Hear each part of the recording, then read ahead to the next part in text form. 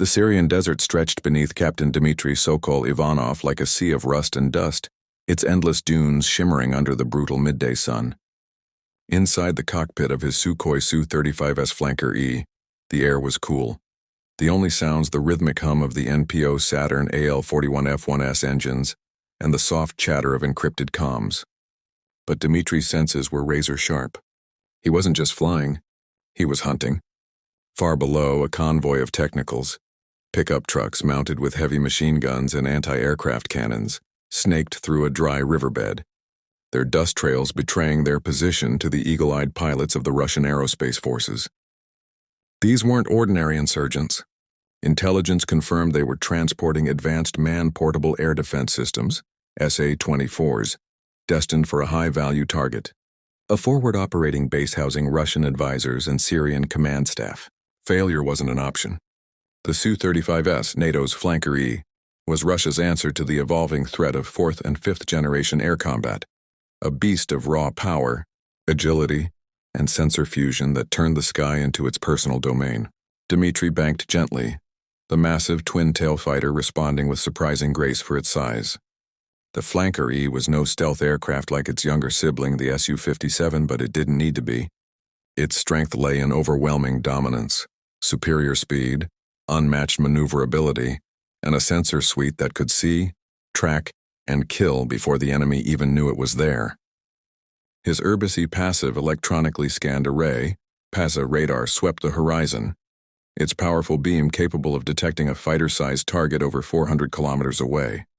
It locked onto the convoy instantly, painting each vehicle with chilling precision. Simultaneously, the OLS-35 infrared search and track, IRST system, passively scanned for heat signatures, ensuring no enemy ambush with radar jamming capabilities could hide. Dmitry's helmet-mounted sight linked directly to the jet's fire control system. Where he looked, the Su-35S's weapons could follow. He selected the KH-35UE anti-ship missile, not for ships, but repurposed today for its devastating 145-kilon high-explosive warhead and pinpoint accuracy against ground targets. The Flanker-E's internal computer calculated the release point, factoring in wind, speed, and target movement. At 30,000 feet, Dmitry pushed the nose down in a controlled dive, the desert floor rushing up with terrifying speed. The G-forces pressed him into his seat, but he remained steady, eyes locked on the targeting pod's feed. At 15 kilometers out, he released the missile. It dropped cleanly from the underwing pylon, its solid fuel rocket motor igniting with a flash, streaking toward the lead technical like a vengeful comet. Seconds later, a blinding fireball erupted in the desert, swallowing the first two trucks in a storm of shrapnel and flame. Before the smoke even rose, Dmitry was already maneuvering.